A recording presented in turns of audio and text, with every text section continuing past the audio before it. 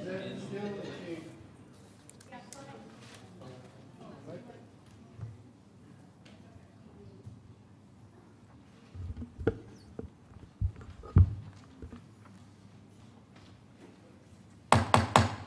this time, I'll call to order the June 29th, 2026 special called meeting of council. Our first order of business is for me to recognize Council Member Andy Litton for invocation and pledge of allegiance. Let us stand. If you would bow your heads. Dear Heavenly Father, thank you for this opportunity to be together with the community, with our fellow council members. Please give us the wisdom and guidance to make great decisions on behalf of our community and the state.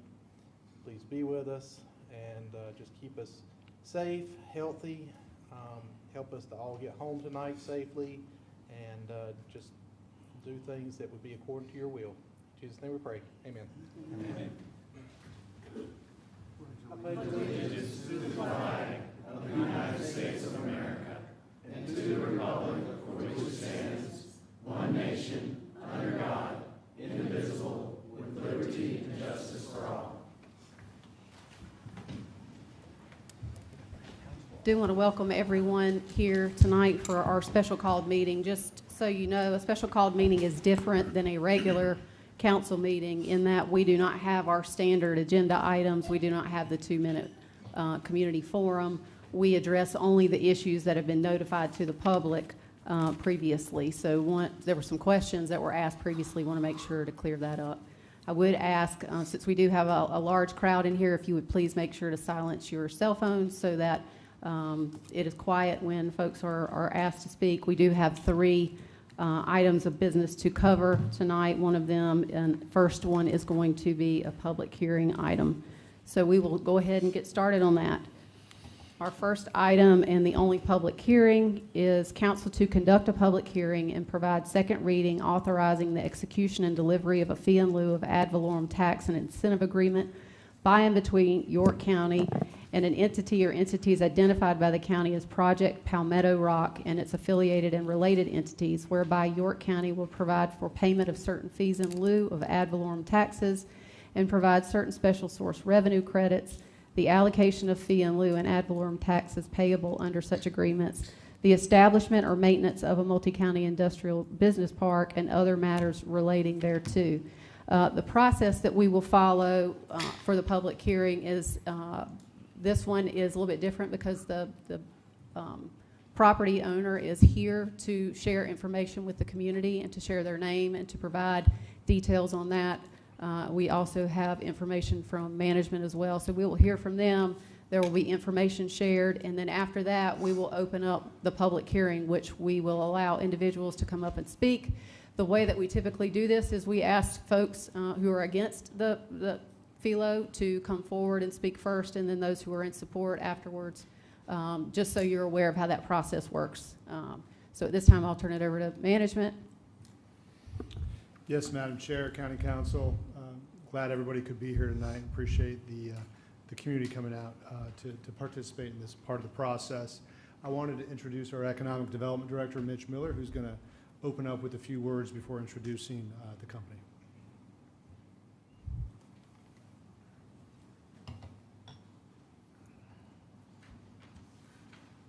Thank you, Josh. Madam Chair, council members, thank you all tonight for the opportunity to present and for hosting this special call meeting. I'll get a little closer so you can hear me as well.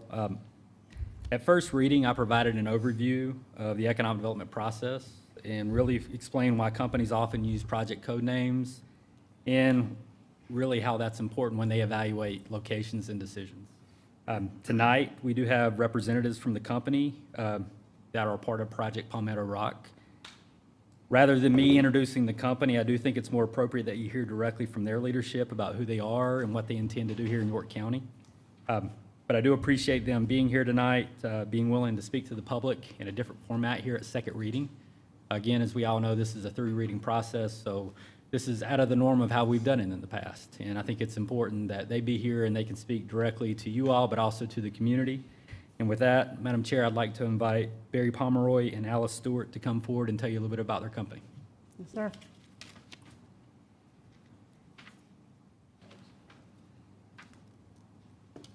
Hello, my name is Alice Stewart, and I'm here on behalf of Octapharma. I want to introduce myself and my colleague Barry Pomeroy. We will both speak tonight and tell you a bit more about Octapharma, but a bit about me. I am Chief Operating Officer for Octapharma and very humbled and honored to be here tonight. So before coming to Octapharma in 2009, I had the distinct honor of being an employee of Springs Industries in Fort Mill and Lancaster. So before jumping into the pharmaceutical world, my background is in textiles, and my background is in York County. And I'm proud to be a resident of York County as well. So I want to introduce Barry, and then we'll tell you some more about Octapharma. Good evening, everyone. My name is Barry Pomeroy, and I'm Vice President of Finance for Octapharma. And as with Alice, we're very happy to be here tonight. My journey to this podium started in Virginia. I'm a Virginia boy, born in Front Royal, a little town south of Washington, D.C. And I've worked in textiles as well, worked for a company that serviced the company that Alice worked for, R.L. Stowe Mills, a family-owned business in Belmont, North Carolina.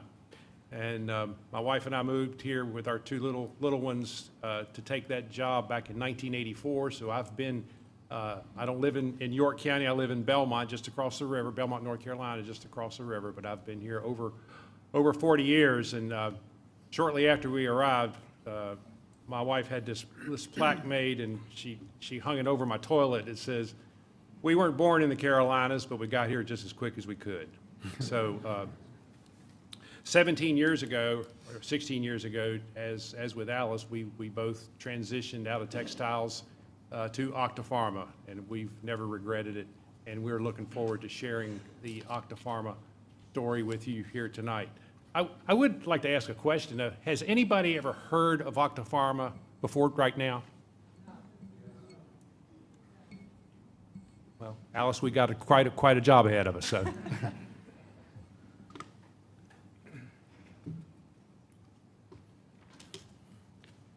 All right. Working? All right. So on behalf of Mr. Wolfgang Margare, Mr. Tobias Margare, the Margare family, the shareholders, and the board of Octapharma, we thank you for the opportunity tonight. We want to share a little bit more about what Octapharma is, the patients we serve, the medicines we make, and how committed we are to the communities and the environment, as well as why we want to be a partner with you in York County for our first manufacturing plant in the United States. I think I hit on that already. Mr. Wolfgang Margare, he is our founder, our chairman, and chief executive officer of Octapharma still today, 43 years after he started us in 1983. He started with one mission, and that's still our mission today, which is to make medicines from human plasma that treat patients with rare and serious conditions. So who are we after 43 years? Mr. Margare had this vision to make the medicines, but then to not only to make them, but to also distribute them around the world. And so we are a global leader in the development and manufacturing of human protein therapies. We have over 11,000 employees worldwide, of which the largest entity is here in Charlotte, North Carolina. And I'll talk a bit about that more in a minute, but that's the raw material for our products. Almost 90% of the plasma is collected here in the US, and we are headquartered in Charlotte, North Carolina. But Octapharma's overall headquarters is in Laeken, Switzerland. And 11,000 employees strong worldwide, as well as 5 manufacturing facilities. What we're here to talk about tonight is our 6th that we would like to put right here in York County, in Rock Hill. We are a family-owned business. Mr. Margare was the originator, the starter, and we are privately held. And as long as he has anything to do with it, we'll continue to be privately held. There are 4 major players in this market. and we are number 4 as far as size. So, but we are the only one of the big 4, as we say, that do not have a U.S. manufacturing site. The green designates the countries of the patients that we treat with Octapharma products. The blue dots represent, I think I've got a dot here, maybe not. The blue dots represent where we have sales offices and manufacturing or entities like ourselves in Charlotte, North Carolina. You'll notice in the U.S. we have 2 sales offices, one in Paramus, New Jersey for U.S. sales, and we have a sales office also in Miami.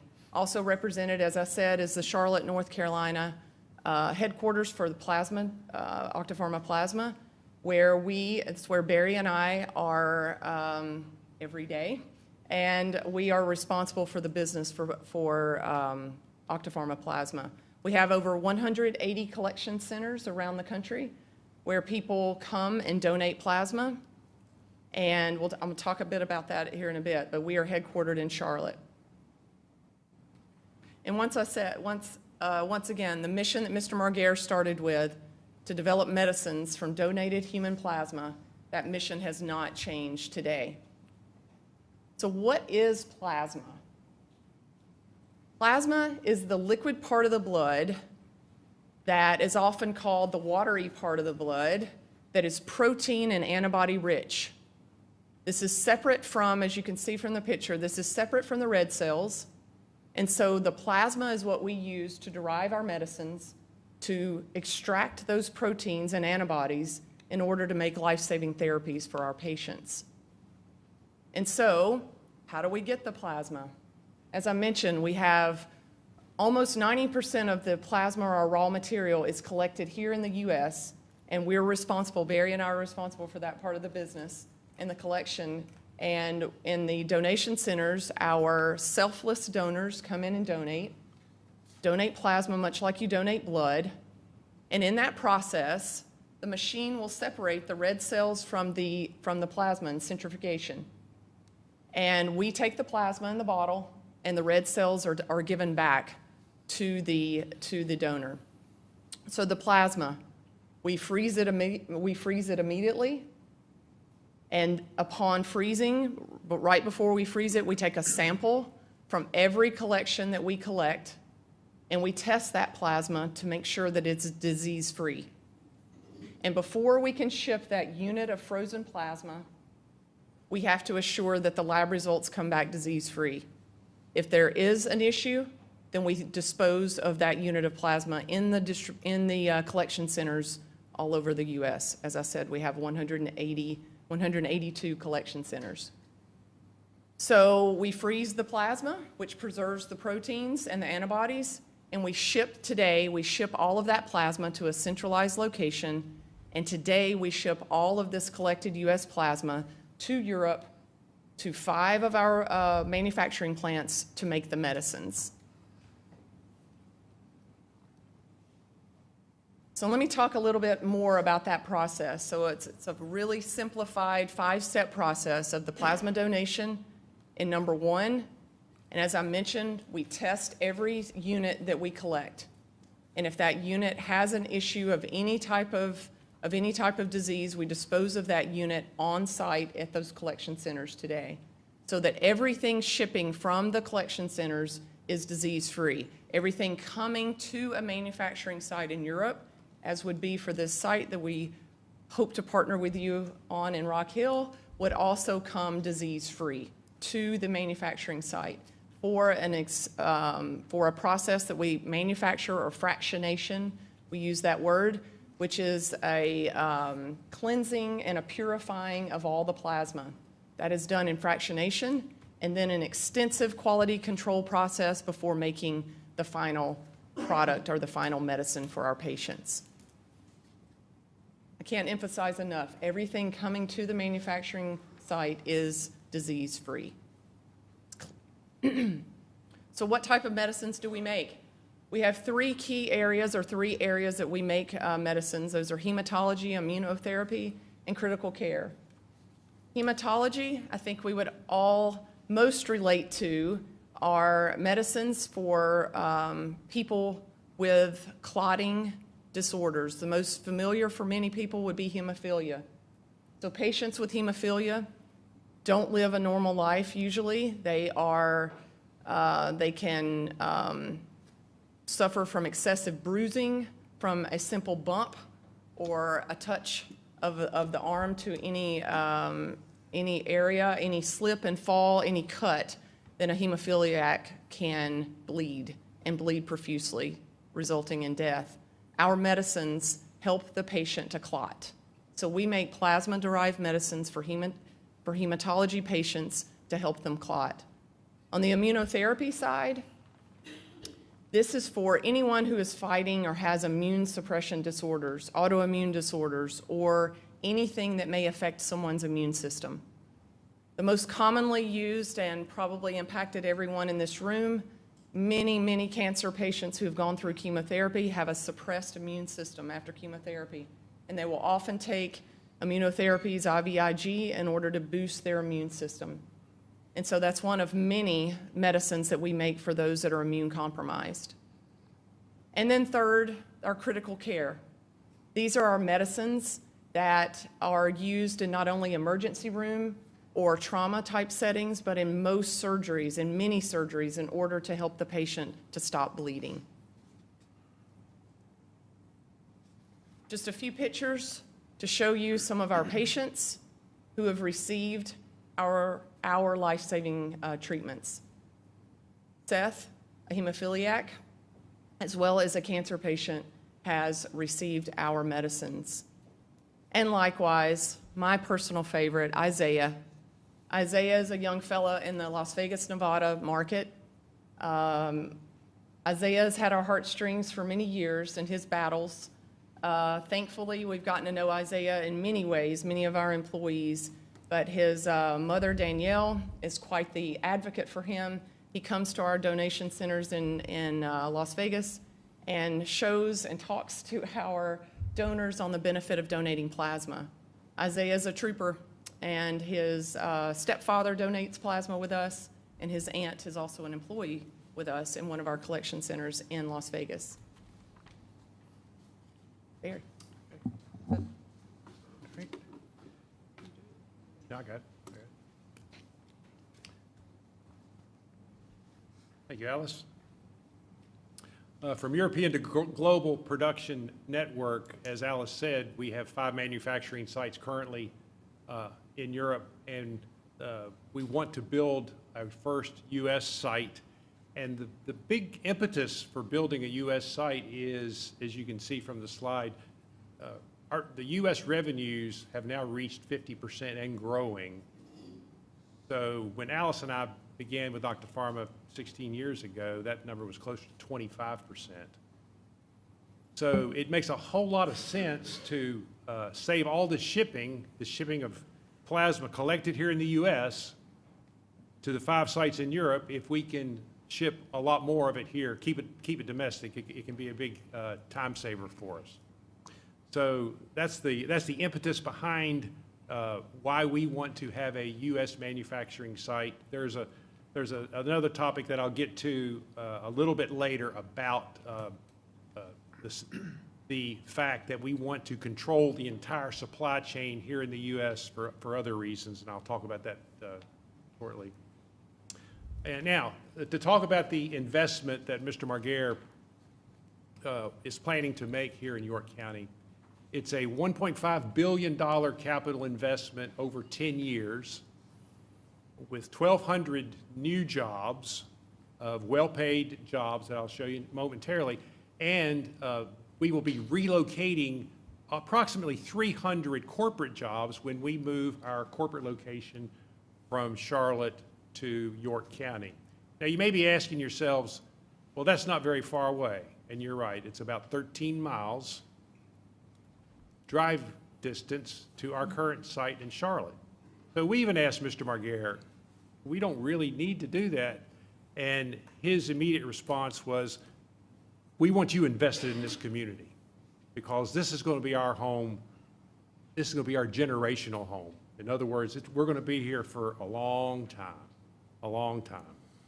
So he insisted that we include headquarters as part of this. And also, as Alice mentioned, we're responsible for the plasma side of the business. We will be also building a laboratory testing site as part of the headquarters move as well. So in addition to the 1,200 jobs, 300 relocating high-paid corporate jobs, and the construction of a new laboratory. And here are the jobs, the pay ranges for the jobs. In manufacturing, on the left, you see pay range from $56,000 to $115,000 annually, and with a 10-year potential of that growing to $73,000 to $150,000.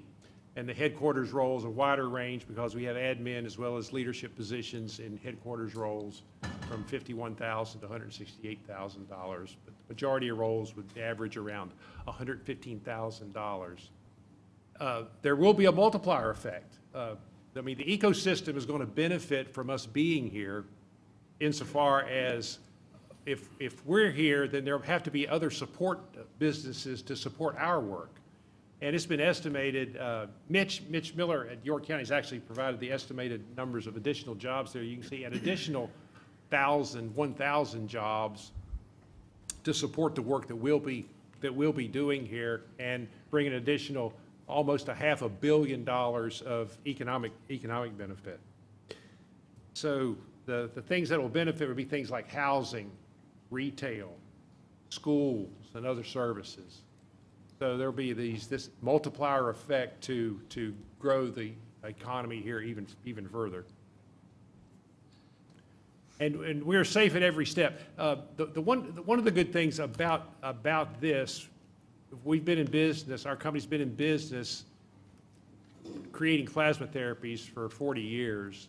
And so it's a well-defined process.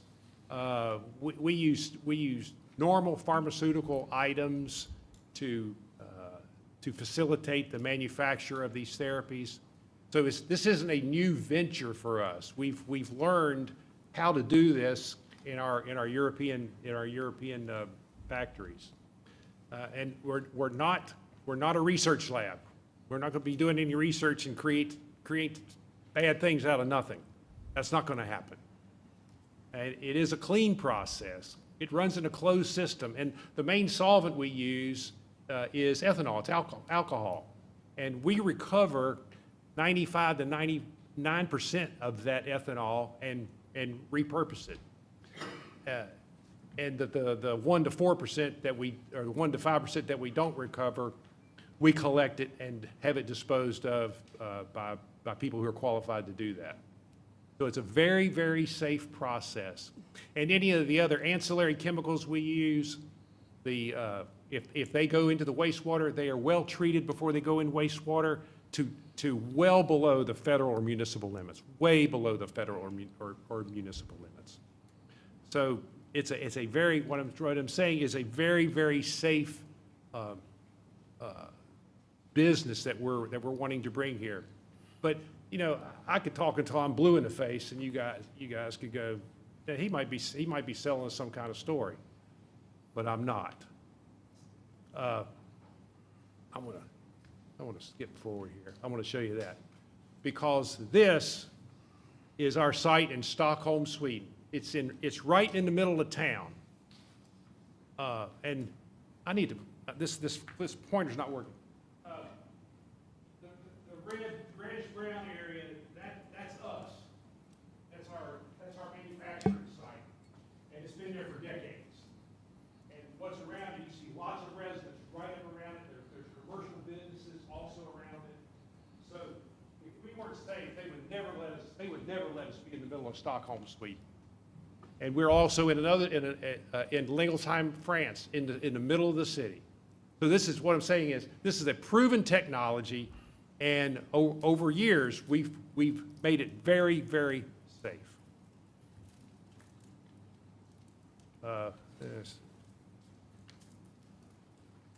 We protect the water.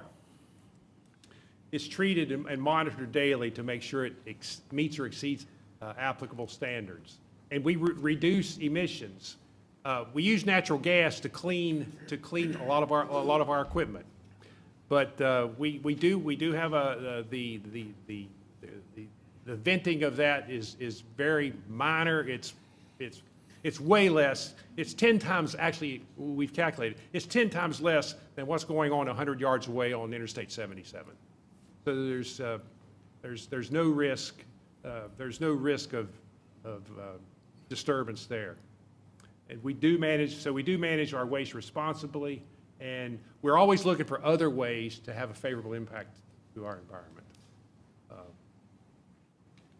So there's Stockholm again, and I will say the only added comment here is environmental standards in Europe are a lot tougher than environmental standards here in the U.S.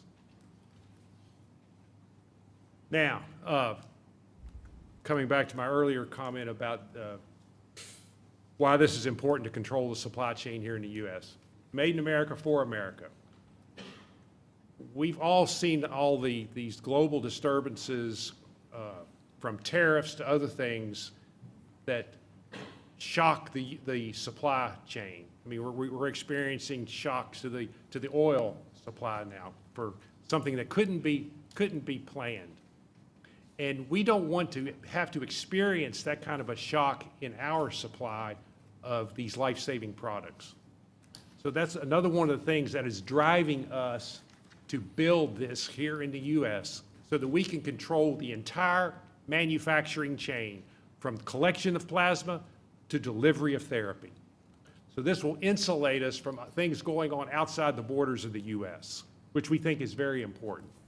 The other thing that we think is very important, and if you look at the second and third bullet there,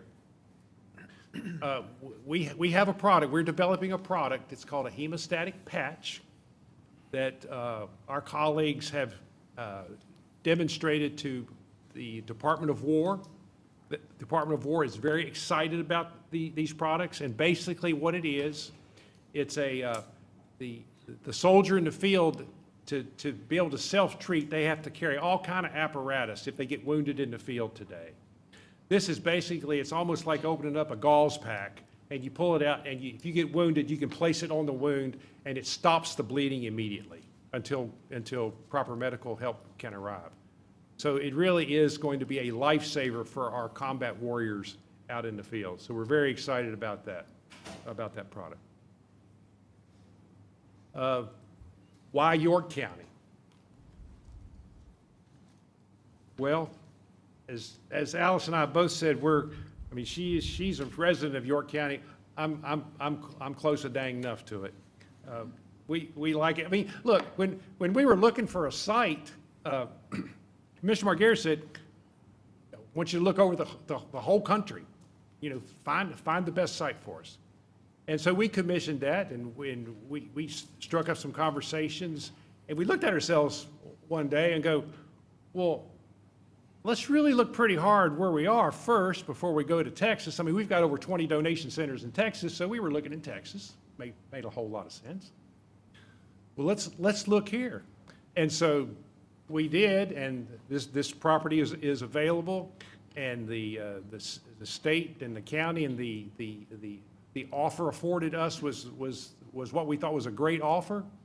And so we entered into an agreement with the owner of the property, which is the city of Rock Hill, and we've kept our mouths shut about it, and there's been no other people call us because they don't even know about it until after tonight. So there's no other states can call us until after tonight. And I did want, and on that, I need to say this to the council members. This is a new process tonight, and Chairlady Cox called me several weeks ago and said, let's make this thing public before we would normally do it, which would be third reading. So we're at the second reading, so that the public really has a chance to hear from us, the company representatives, because we're proud of our company, and I hope after tonight you guys are, but. It all started by Chairlady Cox to get that ball rolling, and so because of that, we're here this evening. So I didn't want to say that. So why York County? Again, the discussions were very favorable about the property and about the benefits from the state and the local community. And we just felt that after having some early discussions that we really can work with these people. And I hate to say this it's personal, but to Alice and I, this is personal. So we hope that you see it that way as well. And we are going to be a good neighbor, a good partner. We're going to be involved in the community, as Mr. Morguera insists, and you won't have to insist very hard. We want to become part of the fabric of this community, and I think you'll be happy that we are. There are all kind of collaborations that can be brought to bear. The STEM education, local colleges, York Technical's great. There's a Ready SC program that can actually train. The community is willing to set up an actual training center to provide the specific training that our operators are going to need. That's going to be invaluable to Octapharma, and we really appreciate that benefit's being offered to us. And we know life sciences is important. It's a great business. York County they'll be able to gin up other life sciences companies as a result of this. And finally, long-term commitment. Now, let me tell you what no, man, I got to go to another picture. Wait a minute. Yeah, okay, here we go. Long-term commitment.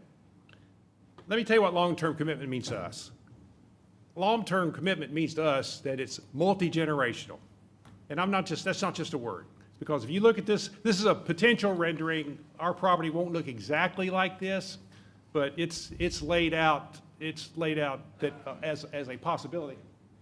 And if you go to the edge of the green there, not all the way to the edge, we see a little line coming down, and right above that pond across that way, and our property goes all the way to the interstate. The interstate's about 100 yards to the left. To the left of this thing you see on the left, all the way to the left, that's a parking deck. One of these days, we will do that right off the bat, because we're going to have 1,500, 1,200 employees there, something like that. But we want to build that in due course to support the manufacturing, lab, all the support buildings. But long-term to us, long-term to us is not just to absorb the production capacity that we're going to build here in this 10 years. We're going to build about 3.5 million liters of production capacity. Now, compared to where we are today, that's about another 1/3 of our total worldwide capacity we're going to add here.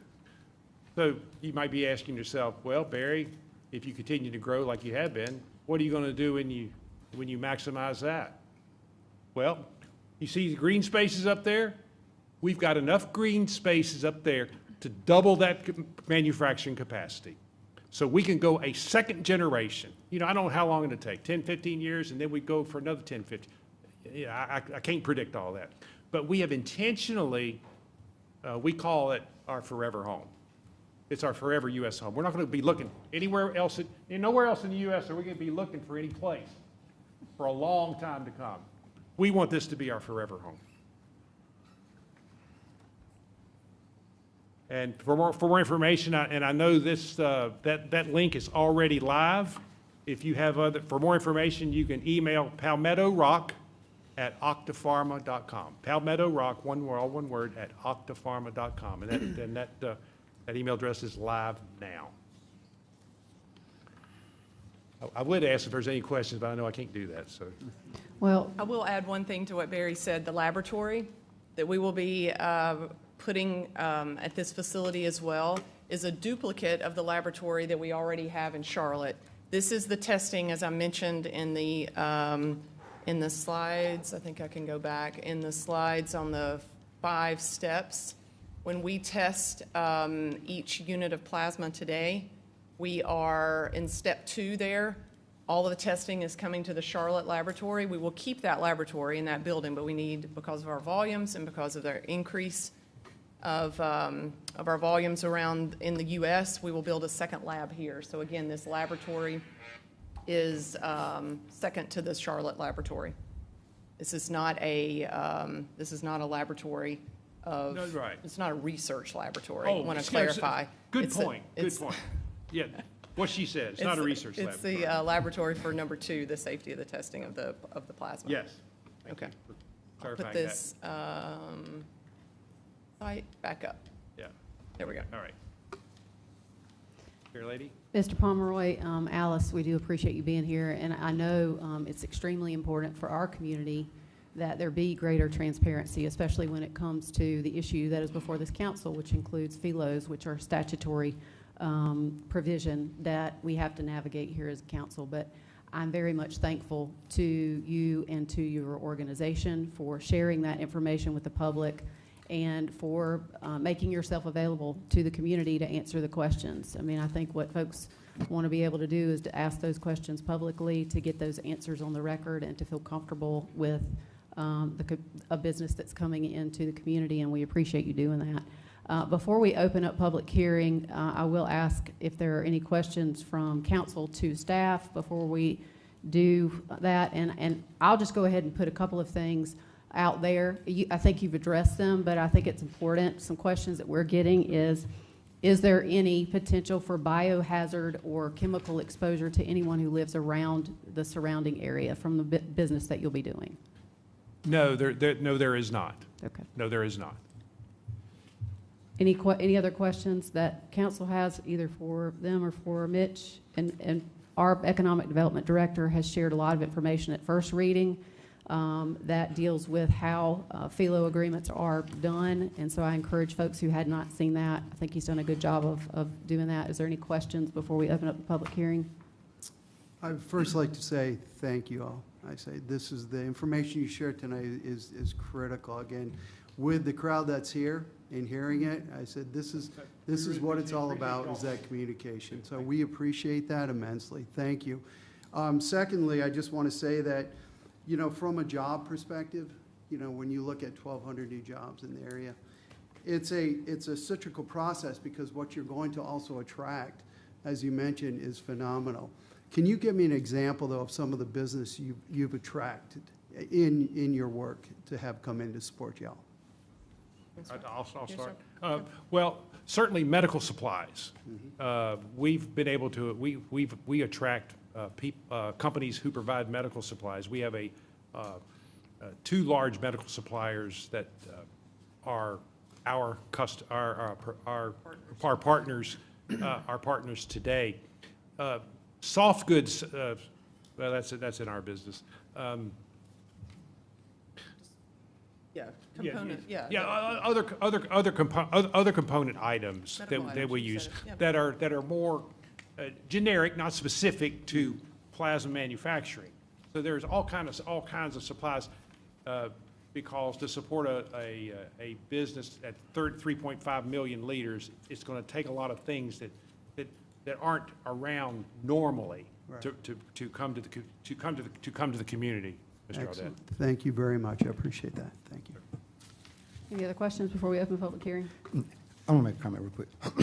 I want to say thank you for being here also, and thank you for being open to the process of coming forth at second reading, making the public aware. That means a lot to us and the community. I know when you and I met, Barry, we talked about that multiplier effect. People sitting here may not know about that multiplier effect. And we framed it, when you and I was talking, we used the reference or the analysis of car manufacturers, how when BMW came to the state, how several feeder businesses located around the Greenville, Spartanburg area to help bring stuff into to BMW. Yes. Kind of explain to the public what you see that multiplier effect being in terms of whether it's number of jobs, number of companies. How will your company be locating here have that extra effect to bring others like you just touched on?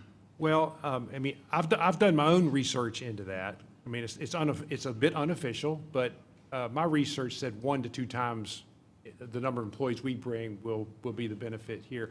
But Mr. Miller has done a more specific research and indicated it'd be at least 1,000 new jobs. And so I can't really identify exactly what those would be, but it just seems to make sense that if a company with a capital investment of 1.5, I mean, I interrupt myself to say this.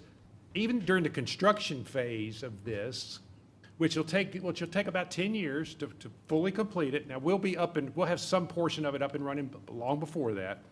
But just imagine the construction economy is going to be affected by this.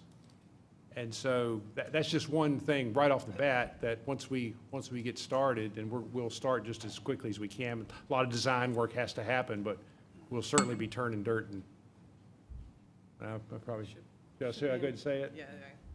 2027, we should be turning dirt out there. Okay. Oh, yeah, yeah. Sorry, Mr. Miller, I didn't mean that. Part of my day job to look at things like that, so it's probably easier for me to answer. Typically, the way we look at that, it could be suppliers that come in to support their operations. We talk about additional manufacturing. You got to think about 1,200 employees. They need a place to eat, need a place to buy gas. They're going to support small business. So you'll see more small businesses in and around that area start to pop up. That will be a direct impact from the people that go to work there every single day. I think you'll see other things tied into additional offices being attracted in, maybe from different sectors, this being part of that research part. I think also, too, you all have heard about Novant Health coming in. You're going to see more healthcare-related industries probably look directly at that site and in and around the I-77 corridor as well. As we look at that, the primary factor there is that we're looking for high-quality jobs for the residents of York County, diversifying our tax base in a more effective way.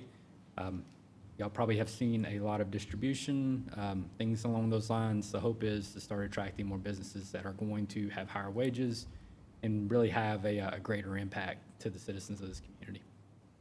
And I want to make one more quick comment. I know when Barry and I met, we were talking about the life science, and he referred to what their business does is life-saving. So I thought that, and that stuck with me after we parted ways. Thank you very much, Mr. Roddy. Thank you. Any other questions before we open public hearing? I'll just make a quick comment.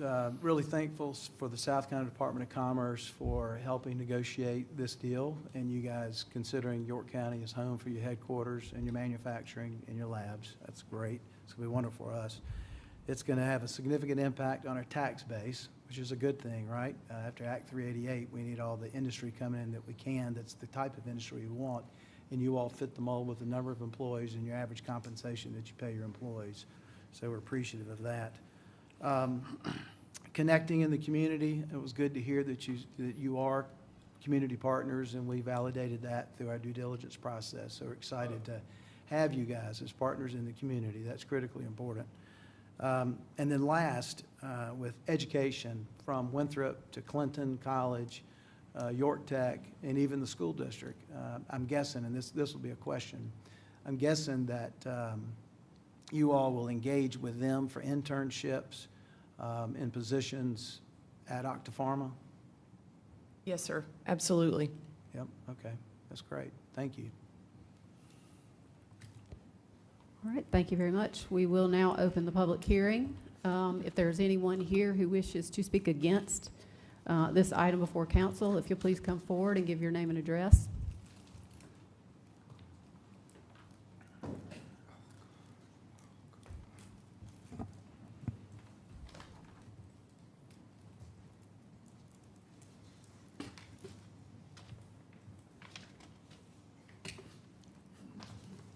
My name is Steve Penland, and I live in York County on Campbell Road.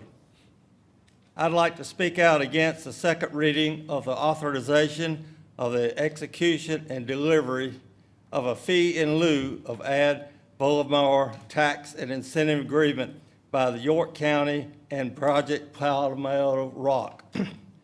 First, we have not yet learned until tonight, York County residents know in advance of the first or second reading the name of this company. If known, residents could check out the company to see if they felt that it was a good fit for our county and avoid the fiasco that has come about with steel fab and data center under construction. Second, what kind of tax break are you giving this company to locate in York County? I hope it's not like the data center under construction, which received a reduction from 10% to 4% with an additional 35% tax credit for the first 5 years. That took them to a 2.6% tax rate versus the residential rate of 4%. Third, the company's employees will demand a great community to bring their families to live in. York County has that and will be an asset to the company in recruiting quality employees. That's the reason the company chose York County and not because of the tax incentive. Quality employees make the company profitable and grow, not tax incentives. York County has so many advantages of the other states and South Carolina counties that companies want to locate here. Don't think that you have to offer tax incentives to attract companies. They want to come to York County. Thank you. Is there anyone else? I'm going to go ahead and ask folks, typically I do this at the outset of any public hearing. I'm going to ask that when folks come up and speak, that we be respectful of them, that we not talk in the gallery, that we not make comments in the gallery, that we treat these four walls with respect and everyone. It takes some courage to get up and to speak, whether there's folks that agree with you or don't. So I'm going to ask that folks refrain. This is not a rally. Refrain from, if you want to show your support and say you're here with a group of folks and say, hey, if we think the same, will you please stand up? We can recognize you that way. But it's really important that we keep this room safe for anyone who wants to come and speak. And so I'm going to ask that you all work with me to do that. So is there anyone else who wishes to speak against this item?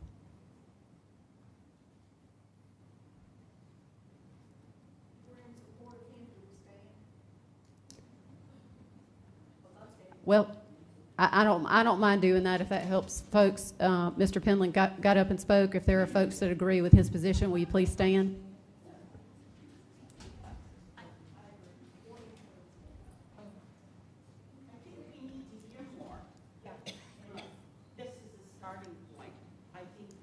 We can't have comments coming from the, if you want to get up and speak, you're more than welcome to speak. That's what the public hearing is for, and it won't capture your comments if you aren't standing in front of the microphone. Is there anyone else who wishes to speak against this FELO request? I want to make sure Overflow has had a chance.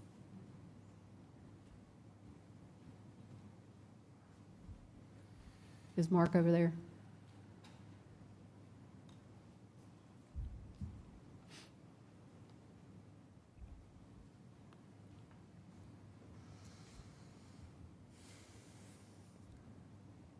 Okay. All right. Not seeing anyone else stand up to speak against. Is there anyone here who wishes to speak in favor? If you will come forward and give your name and address. Good evening to council. It's great to see you. My name is Stacy Moore, and I serve as president of York Technical College. I personally live at 1931 Hayes Drive, but am employed at 452 South Anderson Road at York Technical College. It is great to be here tonight. And as you know, for more than 60 years at this point, York Technical College has connected people to opportunity and employers to talent. Our dedication to this mission remains steady as our communities evolve and economic development evolves. And tonight you're seeing an evidence of growth and evolution. We take pride in being a cornerstone of higher education in our community, and we are uniquely qualified to serve as the region's workforce innovation hub. A hub where industry, education, technology, and talent come together to power economic growth. Our data backs this up, as you well know. We develop talent, bottom line, and that talent enables industry, communities, and individuals to thrive in our communities. We work closely with our employers. We'll do so with Octapharma, and we do that to understand the workforce needs and develop training pathways or evolve training pathways that then transform students into highly paid and successful employees.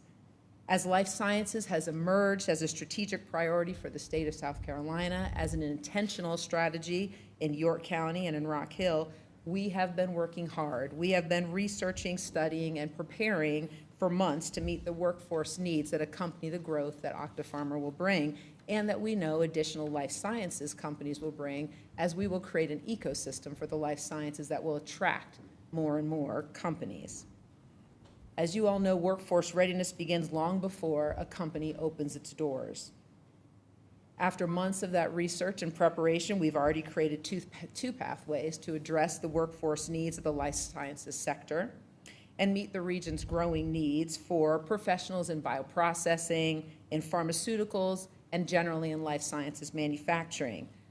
First pathway is a laboratory pathway, which has multiple stackable credentials. The second one is a biopharma manufacturing pathway, also with multiple stackable credentials. As you all live here and are as proud of York County as I am, you know that York County is emerging, and in many ways has already emerged as a center of excellence for healthcare and advanced manufacturing, and is certainly poised to do so for the life sciences. We are ready to develop the talent at York Tech that strengthens our own communities and creates opportunities for generations to come here at home. It's our responsibility, in fact, to ensure that our residents have the skills and the credentials and the opportunities to participate, in this incredible future right here at home. We've made some strategic investments to make this happen and to meet the needs of this evolving workforce. We have a major campus expansion that will serve as a comprehensive hub for health sciences education and for life sciences training. It will, in fact, be the first life sciences training center in the state of South Carolina. It'll be a regional center that serves all of York County and beyond.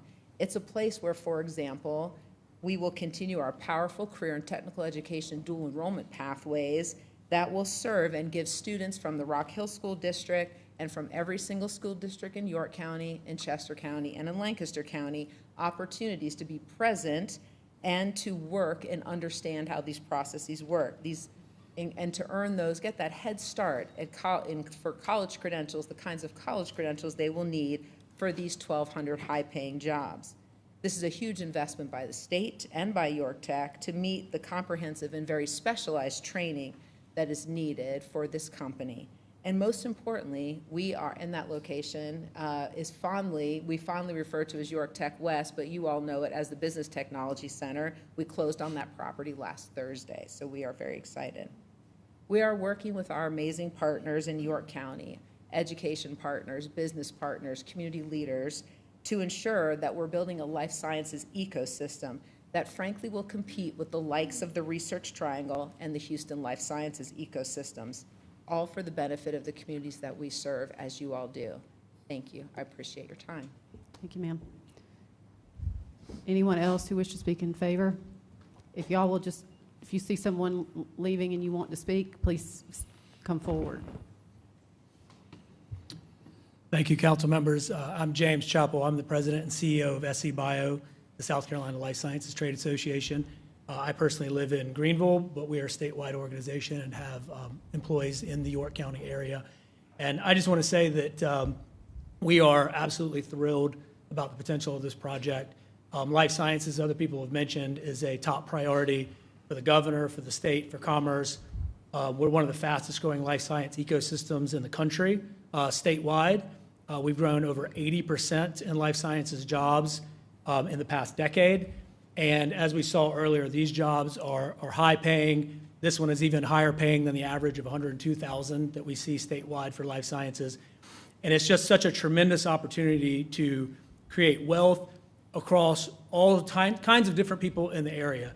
From the technical colleges that we just heard from, there's going to be a massive amount of 2-year degrees and certificates that are needed, all the way up to obviously 4-year and even PhDs. So not only does it create great jobs, it creates great jobs across a whole host of different areas and education levels.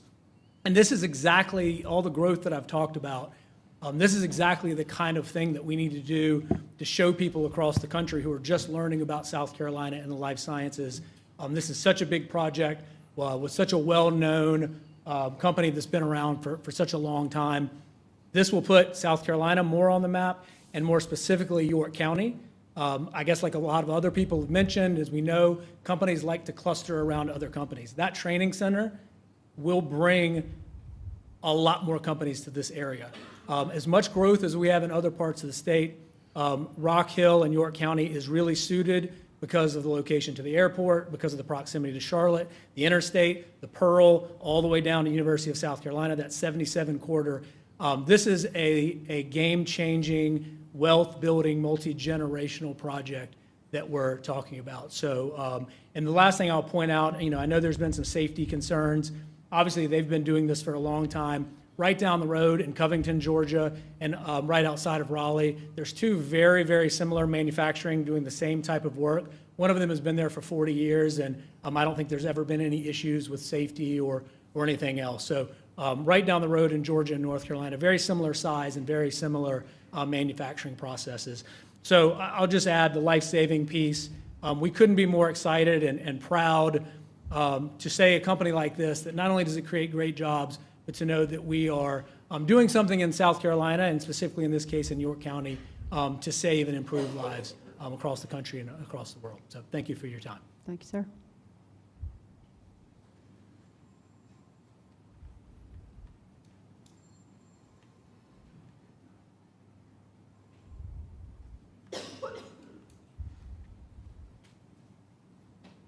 Madam Councilwoman, Council, Robert Alexander. I live at 1818 Bonita Road, right on the lake. I'm also the chairperson of the board of the Rock Hill Economic Development Corporation and retired from as the managing director of Coroplast Tape Corporation, right on Galleria Boulevard. One of the things I wanted to mention is I also do site selection work as a fractional CFO. And so I understand a lot about incentives and the reason why we have to do FELOs here in South Carolina, especially in York County. Coroplast Tape Corporation received a FELO, and without that, we would not have come here. So we grew from 20 million in revenue to about 125 million in revenue, from about 15 employees to 200 employees. We extended our FELO a couple of times to the benefit of Coroplast, and that kept us here rather than going somewhere else. So with that, the reason for the incentives for the taxes is that South Carolina tax structure for businesses is not competitive. We have low cost of living and low property taxes for residents, but extremely high property taxes for businesses. And so I believe it is necessary to be able to be more competitive with those other places, especially in the Southeast, to offer FELO programs. So with that said, I mean, the vision for this site, this is exactly the type of project that we had for the site, and the city did too. It has great jobs, great investment, corporate citizenship, which I feel is very important. And you know, it's an industrial area. There's no schools anywhere near it. The closest resident is 1,600 feet away. It's right in the dense area of the community, and therefore I think it was a good fit. Once again, it's heavily regulated by the FDA, and having worked for a German corporation, I understand completely how operating in Germany and Europe and how strict they are on environmental things as well as health and safety. They're way more strict than we are here in the States. And so I think that with their knowledge, I believe they'll be able to replicate that here. So one of the things I wanted to mention is that, you know, we hope that the property tax benefits, which some estimate to be $324 million, that there's probably 60-some-odd% of that goes to schools. And then the other entities should retain their percentages of that. And I think that is a gift that we'll keep on giving. And so I certainly appreciate your time today. I wanted to keep it short and wanted to say that I stand for this FELO and for this recruitment, and RHEDC does too. I was talking to Dean Fail a little bit earlier, and Dean's right here from the chamber. He expressed his support for it as well. And I wanted to thank you all for letting me get up and speak today. Thank you, sir.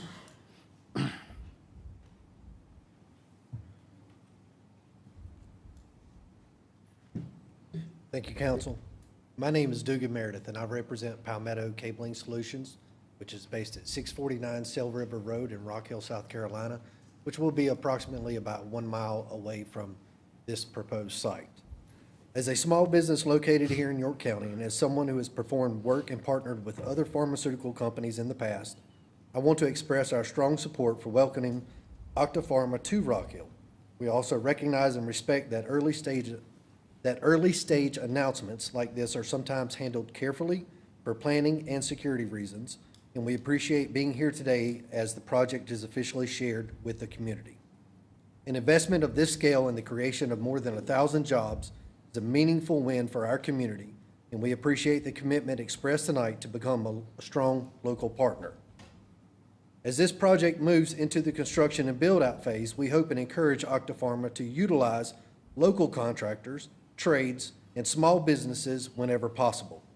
From experience, engaging local resources creates immediate economic impact, strengthens the local business community, and helps ensure projects of this size are successful for our community from day one.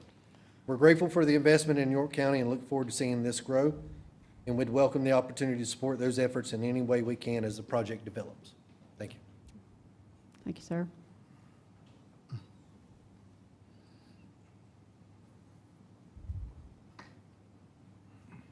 Pickleball is orthopedics' dream.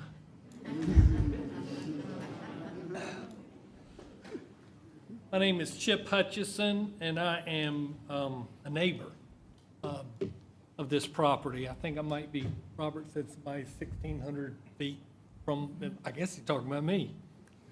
But I can see that Octapharma can be a household name in York County. I see the little soccer teams out there with the Octapharma t-shirts. So it's very exciting, and my family is in favor. But a question that Bump asked about businesses around it, real quick history lesson. In 1880, the very first steam-powered factory, a textile mill that was in Rock Hill called the Rock Hill Cotton Factory. Within 20 years, before the beginning of the 20th century, there was 10 other factories, and the little village of Rock Hill grew to be the city that it has blossomed to become today.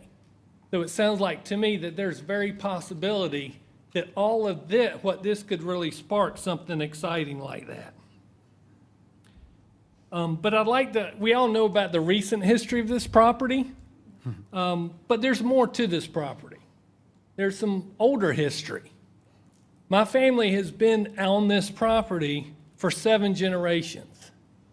My family settled here when the Scotch-Irish migrated down the Great Wagon Road at Nation Ford Road. So we settled in the Revolutionary War time, and we've been there ever since until some guy from the NFL wanted to buy the property. We were there when the railroad came in 1852, and look what happened there. The commerce that generated there. We were there in the early 70s, and I was a kid that played on the construction site of I-77. And look what's happened since on that corridor. So it's got it's a very historic location, and it's an ideal place to have something significant. And I listened closely, and I took some notes. $1.5 billion investment in York County. Wow. 1,200 jobs, plus 300 corporate jobs to be relocated. That's a new one on me. It's clean and safe. My wife and I wanted to make sure we heard about what the outcome would be, and that's important. But the rough average is $100,000 per person, a rough average salary per year. That's amazing. So back in 2019, that property was owned by the family, right? The Hutchison family. It was a family partnership, 3 generations, 4 different families. And my dad was kind of the general partner. And he finally made the call to develop it with a warehouse group who was going to build warehouses out there. 30 days after he signed the contract, David Tepper came a-knocking. And my dad did not want to go back on the original contract from the warehouse because he was a man of his word. It took John Gaddis to come and sit down with my dad and tell him that this opportunity was a generational opportunity to benefit the whole region. So my dad agreed to allow that conversation to happen, and y'all know the rest is history, good and then bad. So my point is this. a generational opportunity to benefit the whole region. We've been waiting to find out what is going to happen, and I feel like Octapharma is going to be that. Thank you. Thank you, sir. Anyone else? Good job, Chip. He deserves a round of applause just for getting up here and back. Now, Dean. Sorry. So Dean Fail, Chamber President, York County Regional Chamber, and also President and CEO of the York County Chamber Foundation. I asked Robert to point out that the Chamber is very supportive of this. I'm glad it was also pointed out that in the state of South Carolina, fee and lieu are just a way that we have to do business to be competitive with our neighbors in North Carolina and Georgia. It's a fact of life, especially with Act 388. And our school districts certainly benefit most from this tax revenue because our personal home property taxes, while we enjoy a low personal home property tax rate, it does not go to pay for school operations. And that's those schools that need to be built for the children that we have in there, those school districts need that revenue that this taxes will bring in. So I appreciate that. Lastly, I will say and commit that through our Chamber Foundation, Celeste Tiller could not be here. She's at the University of Georgia doing some training this week. But many of the programs we have in the LIFT initiative will support this through the health science sector strategy work that we do, the working with our middle schools, our high schools, creating work-based learning opportunities, career awareness planning, will all work real closely with Octapharma to make those jobs that are available there to our students locally. So thank you for consideration and thank you for this opportunity tonight, Madam Chair. Thank you, sir. Does anyone else wish to speak in favor before we close the public hearing? Move to close. Second. We have a motion and, Can I speak? sure. Well, you know, You need to stay at the podium because folks can't I'm hear so you sorry. in the I- overflow. They did give me a thing. I know you were walking around before, but I've now been told that Okay, people now- can't hear you. okay, There you now. go. Okay, You're all gonna right. do Thank you, Chair Lady, appreciate that. You know, we've thrown around a word tonight, the plasma manufacturing is called fractionation. It's probably not a word any of you are familiar with. It's kind of a technical word, maybe even a clinical word, but to us, it's anything but clinical. Because with every product we make, there's a life that hangs in the balance. And when our products leave here, going to hospitals all over the world, York County's name is going to be attached to them too. And you know, whether it's a mom taking care of a child who now feels a little bit better because the therapy works, or whether someone's won the fight against cancer, or maybe somebody's got a bleeding disorder, but finally, for the first time, feel like they can lead a normal life. Or think of the immunodeficient child who, for the first time, can go play with his or her neighbors. York County will be just as much responsible for that as Octapharma is. And under your all's leadership, yeah, we'll be creating a lot of jobs, but more importantly, you're going to be a part of creating lifelines. And it's not just it's not just fostering economic development. We're talking about improving the lives of millions of people every year, and saving the lives, actually saving the lives of thousands. I mean, the products we make, they're not what you'd call lifestyle products. They're life-extending, life-saving products.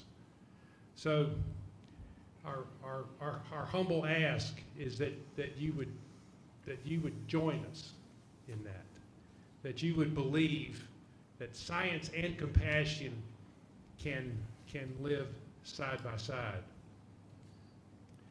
Because if we work together at this, we're not just going to be building. We don't want to build just a facility, but we want it to be a beacon where healing can begin. And we ask that you join us there, because together we can save lives. So thank you very much. And the very last thing I would say is that after there's a vote, Alice and I will excuse ourselves into the foyer. So if there are those of you that you're here just for the plasma thing, then we'd love to at least meet you. We're not making any kind of debate, but we'd love to meet you, whether you spoke out for or against, because we hope in just a very few weeks we can not just be acquaintances, but we can start a long partnership toward making this thing a reality and improving the world. Thank you. Thank you, sir. Seeing no other folks moving, do we have a motion to close? Motion to close. Second. Motion and a second to close public hearing. All in favor say aye. Aye. Any opposed? Hearing none, the public hearing is closed. Do we have a new motion? Motion to approve second reading of Project Palmetto Rock and its affiliated and related entities as presented to us tonight. Second. We have a motion and a second. Any discussion? You second? You want to? Yep. Yeah, first of all, when, we have a company such as this coming into the area, I think the transparency is critical. And I think tonight it was on display, and we greatly appreciate that. The ability, as you mentioned, to save lives, it's priceless. It's priceless, the opportunity that you're going to have for us to put a stamp on that as a community. So we appreciate it. So I'm 100% in support. I'm looking forward to having you in the community and looking forward to a long future with y'all. Thank you. Appreciate it. Thank you. Yeah, I agree with everything that Councilman Audette just shared. I hate that Novant got ahead of you with an announcement the last couple of weeks, but what a great corporate partner I believe you all could be for York County, and the entities that will follow here in York County, I think are going to be really important as well. You've kind of set the standard, and we're appreciative of that. Thank you. Guess we'll just go down the line. As you probably can tell by the presentation, the head nods that's on this council, that there's a huge amount of support for this project coming to York County. Several people have come over the weeks and months and talked about the philos and the jobs, and as we heard here tonight, what significant contribution this company intends to bring to our community in the form of those jobs. It was briefly touched on about the tax incentive or the property tax reductions, or what we have to do to attract new business in this community to provide livable wages. As you heard tonight, these wages are well above the median income in our community. And that's a great welcome, because in a growing economy and an increasing cost of living economy, we want to bring these good paying jobs. We want to bring companies that offer a good tax base for our city, for our county, and our school district. And as much as we've talked about those things, we still have to get down to what the business part of what it looks like and what it's going to cost to bring this company here. We all have heard the term of fee in lieu of tax, and that's when we basically reduce the property taxes from 10%, and I think if I'm correct, this one's going to 4 or 6%. It's going from 10% to 4%. That allows this county to compete, to bring companies like Octapharma here to our community. Otherwise, they would have looked somewhere else. It gives us an opportunity to be competitive. And to be competitive with a $1.5 billion company coming to our community, that's huge. You may have heard in the past that our state has given up, I think it's approximately $65 million to help lure this company here to the state of South Carolina. And there's some business dealings that this county has been charged with when it comes to the fee in lieu. And part of that entails as to how this money, or where this money is going to come from with the property tax reduction. And so as it stands right now, a fee in lieu across the board is the city gives up 50% of its tax revenue, the school district gives up 50% of its tax revenue, and the county gives up 50% of its tax revenue. And we all have sit here over the last several years and heard our school districts come and ask for impact fees. Clover's come and ask for an impact fee. Fort Mill has come and asked for an impact fee. York has come and asked for an impact fee to help support their schools. And as we just heard, the chairman of the, I think the chairman or the president of the Rock Hill Chamber talked about how important these revenues are to our schools. If you look on your tax bill, the school district is the biggest recipient of your property taxes. The county is the smallest recipient of your property taxes. And so when we're doing these fee in lieu tax agreements, we take a huge chunk of money from our school system. So if you have the biggest dollar amount on the tax bill, and if you cut that by 50%, that entity gives up the largest percent of its money. If you have the smallest item on the tax bill, and you cut that in half, which is us, we give up the smallest amount of tax dollars. And I've sit here for 15, 16 years and seen money that leaves our school system. And with the business of the day, we have to come up with a formula that supports our schools as well as be a part of the recruitment process. So at this time, I'd like to make an amendment to the motion that we adjust those percentages so that we're not taking 50% from our school system. And so I've worked with Mitch with Economic Development to come up with the new offering that we would like to move forward with our fee in lieu of tax agreement. And this is no surprise. When I met with Barry, I alluded to this action when I met with him, so this is not out of the blue, no surprise to the company. It doesn't change the amount of money that the company is going to receive in the property tax reduction. It just shifts where this money is going to come from. And so he and I we met almost 2 hours, and before you know it, we were talking about our families and things of that nature. So at this time, I'd like to make an amendment to the motion that we reduce the Rock Hill School District's portion of the fee in lieu from 50% to 31.9%, remain 50% for York County, and from 50% to 100% for the city of Rock Hill. I'd like to make that in the form of a motion that we adjust these fee in lieu tax percentages to fit as such. Second. I'm not open to What? amending the motion. We have We have a a second. motion and a We have second a second. on an amendment, just to clarify, and we may need some help from Mitch and from others. As I understand the motion is to amend the internal allocation of the funding. It is not to change the funding mechanisms that have been negotiated with the business owner. I think now we have to, But it is counter to my motion, because my motion was to accept. motion is to approve, Second reading. and this is how the as amendments are submitted. done. You can always offer an amendment. I'm not open to No, an amendment. it's not whether you're open to it. It's a motion has been made for an amendment, and it's been seconded. So that amendment is on the table. Can we get a Let's legal advice from ruling? legal. The amendment is, this is the only way to allow the amendment. So we have to debate the amendment now to determine whether or not to proceed with the amendment. Either the amendment is approved or it fails. Right. Yes, so the amendment itself will be discussed, voted upon, and then you would go back to the main motion. Thank you. And I'd like to point out that I know that's how it works because I've been here as long as I've been here. And some of you new guys coming along think you know the process, but here's the process. This is how it works.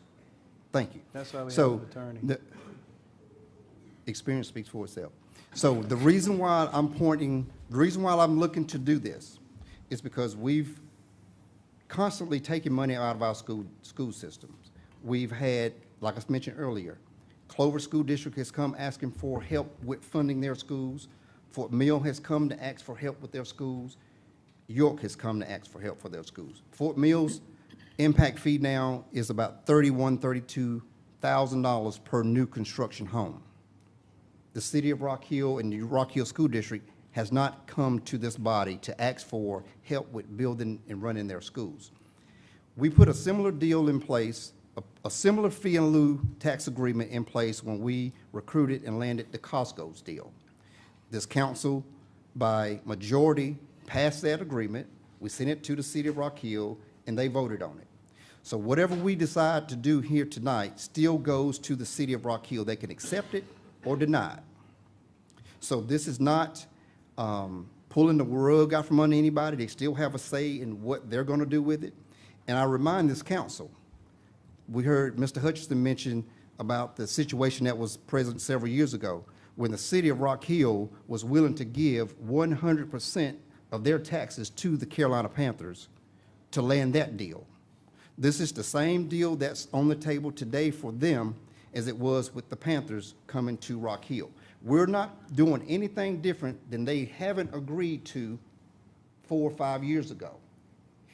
With Novant Health, which is a nonprofit, they're going on the same site.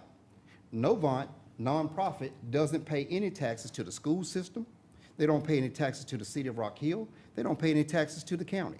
So the city is still in the same boat as if this was the Carolina Panthers bringing their training facility. We're not asking for anything other than what has already been agreed to for this property. Now, if a company locates there that doesn't ask for a fee in lieu tax agreement, everybody gets their full slate of taxes. The county gets its full slate, the city gets its full slate, and the school district gets its full slate. The premises of adjusting these percentages is to make sure that we continue to support our schools. We heard how valuable York Tech, Clinton College, Winthrop University, and our high schools will play a major part in funding or play a major part in providing workforce to get these jobs. It's asinine that we don't continue to support our schools as much as we can to continue to educate our kids so that they can get these $100,000 jobs. Because the worst thing that we can have happen is our Rock Hill School District comes before us and say, we need help with building and funding our schools. We've seen it in Clover, we've seen it in Fort Mill, we've seen it in York. This is a way, and this is a way to support our school system, this is a way to recruit businesses, as well as the city of Rock Hill is not walking away empty-handed. They're selling this property, they're gonna sell water, they're gonna sell sewer, and they're gonna sell electricity to each and every company that comes to this property. We don't have a way to recoup what we're about to give up. The school system doesn't have a way to recoup what it's about to give up. And we're talking millions of dollars. So this is a way to support our schools, recruit good businesses, as well as allow Rock Hill to grow, because Rock Hill sells a ton. Rock Hill's our regional water provider. Rock Hill's our regional utility provider. Rock Hill's our regional sewer provider. So this is not taking fully everything away from Rock Hill, because Rock Hill was in the same boat as it was 4 years ago, 5 years ago, when the Panthers deal was on the table. They were set to offer up 100% of the fee in lieu of taxes to the Panthers to bring that business here. I'm putting, and this body is charged with structuring the deal to go to the city. The city doesn't call up us and say, do it this way, do it that way. York County is charged with structuring a fee in lieu of tax. And like I said, I've been here for a while. I know how this process works, and I'm not doing anything illegal. I'm not doing anything immoral or unethical. This body has the right to do what I'm asking it to do. It's just whether my colleagues have the gumption to support our school systems, because we voted for impact fees. We voted them up, we voted them down. So I'm asking my colleagues in this body to join with me and help support our Rock Hill school system, because if this was in Fort Mill, I would say the same thing. If this was in Clover, I would say the same thing, because we have to find ways to not script our school systems of every dime that we can. We can pass it at 50%, but that's not the right thing to do going forward. So, Madam Chair, Councilman Roddy, I won't hold your experience against you. So impact fees, very quickly. So impact fees are issued when your school district is growing. I've spent first grade through 12th grade in the Rock Hill School District, support the Rock Hill School District financially, but the school district has not come to us for an impact fee because you have to have a growing population to qualify for an impact fee. They don't have a growing population, so they haven't been able to come to us and ask for an impact fee. That's why they haven't got the impact fee. Now to clarify a few things. So, yeah, Rock Hill School District is going to collect 62% of the collected property tax revenue. City of Rock Hill gets 24%, and we get roughly 14%. So they're already getting the lion's share of this. And I said this earlier, and this isn't being derogatory towards the school district or any school district, but the South Carolina Department of Commerce, York County and Rock Hill and other municipalities go out and find these businesses and bring them into York County. And as a result of that, the school district funds a lot of their budget out of the revenue created from these fee deals we do. So if it weren't for these fee deals that we're working on to bring into York County, they wouldn't have the revenue to drive their budgets. So I, for one, I mean, the math I did before with our Director of Economic Development, in the 5th year, the Rock Hill School District is going to be collecting over $5 million a year from this deal. We're getting less than $1 million. So we're getting the short end of the stick because we don't pick up the 14% of the revenue. I'm not opposed to supporting the Rock Hill School District, but I'm not in favor of supporting it this way. I can't do that, and that's consistent with how I've voted consistently since I joined council 4 years ago. So I cannot support taking money away from Rock Hill and giving it to the Rock Hill School District. Now I have 3 questions to ask. Has the Rock Hill School District sent a formal request to county management or our attorney asking us to do this tonight? Not that you're aware of? We have not received anything formal from the Okay. Rock Hill School District. Has the Rock Hill School District Board voted in favor of this that you know of? Not that I'm aware of, no.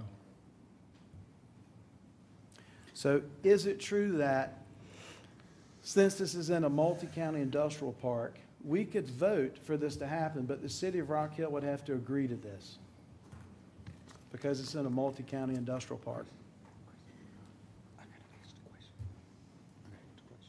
That is correct. So you can change the revenue distribution similar, and I'll use this as an example.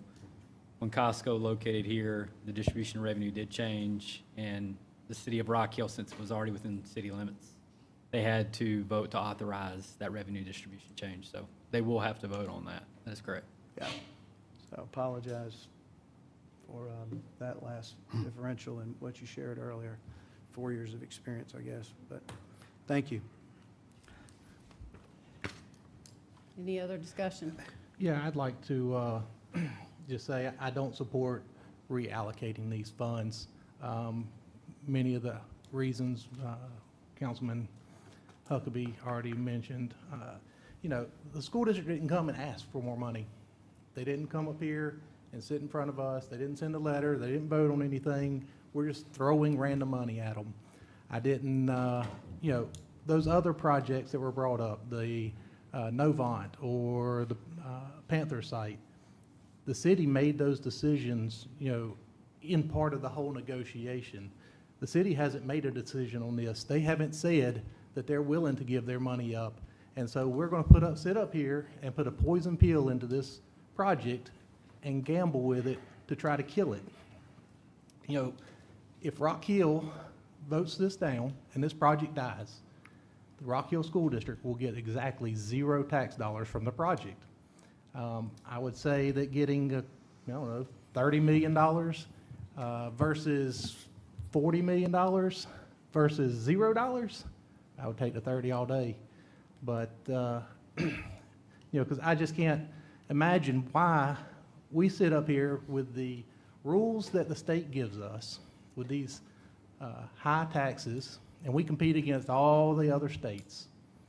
But now we're going to turn around and we're going to compete or blackmail or whatever our allies that we have in the county.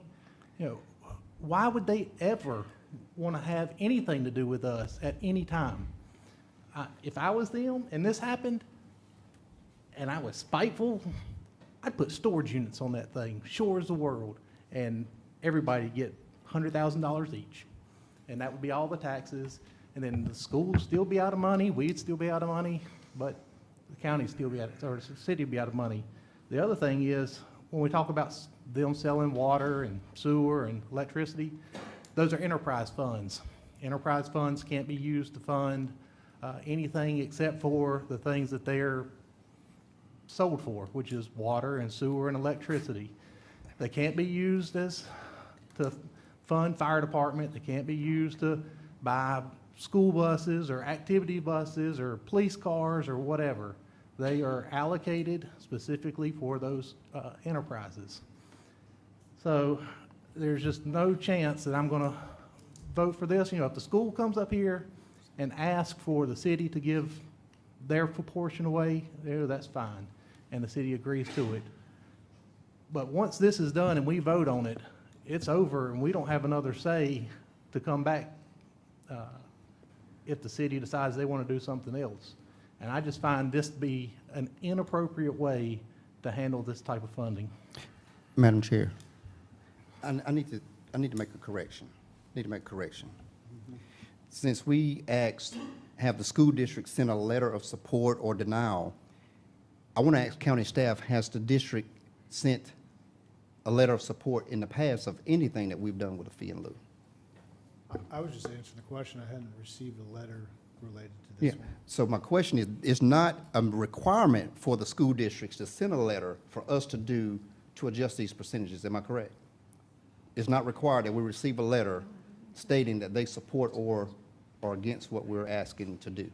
There's no requirement. I was Okay. just answering the And I question. do want to point out that Councilman Litton pointed out that you can't use enterprise funds to do operational or buy police cars or pay salaries. Well, little do you know, with the experience that I have sitting up here, over the last 10 years, the city of Rock Hill has transferred over $100 million out of its enterprise fund to its general fund, which allows them to buy police cars, pay salaries. And that's on paper. This council has been made aware of those funds being transferred. So we can't sit up here and say that you can't use them.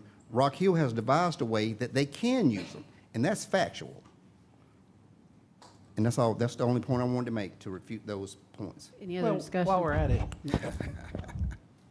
I will say that with the enterprise funds, the users pay the fees. So every water, sewer, electric user, the higher fees that come up because they aren't getting any tax revenue, if they're transferring money to the other departments, you know, let's say they transfer $100 million.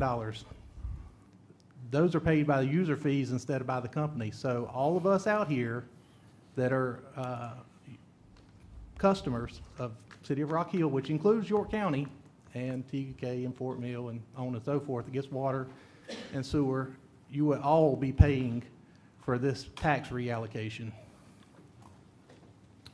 So I do have one question, Bump, actually. Can you speak of those allocations one more time for me? Just repeat them real The quick. percentages Yes. would be to reduce the Rock Hill School District's percent from 50% to 31.9%. York County will remain at a 50%, and the city of Rock Hill will be at 100% give up of their tax revenues from this property. And these are numbers provided by Economic Development. So, you know, as we go through this process, and it's, you know, this, at least this happened on second reading, right? We've seen things happen on third reading, which, again, should have happened before first reading.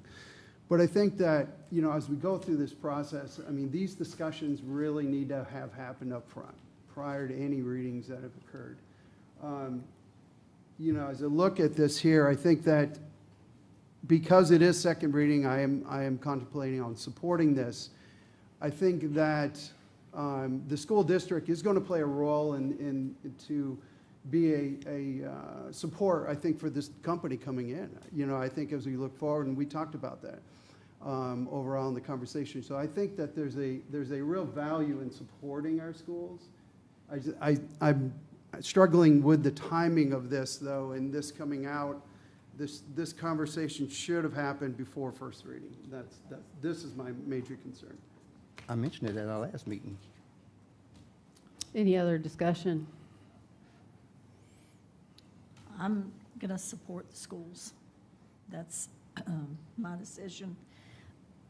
Plus, I did want to say something about the process that we are looking at. You guys, I really support this as someone who has a husband who has donated plasma all of his life and has had many encounters where he knew that his giving of his plasma saved lives. And so this is now has become near and dear to me, Barry. So that's. Any other discussion?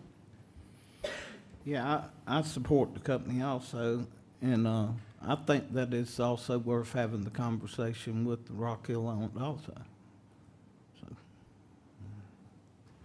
So I'll start with my comments, and I haven't had a chance to speak about, Octofarmer. First of all, I think that this development fits very well with the vision and the objectives that the city of Rock Hill and the county have worked hard to come together.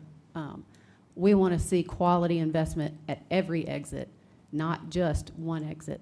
And that is my personal goal, is that we attract higher quality investment, not investment that can just come here by right and provides lower wages jobs. It does present, it's a difficult situation. I'm a staunch conservative, so when you talk about what's really in front of us tonight, it's a tax incentive.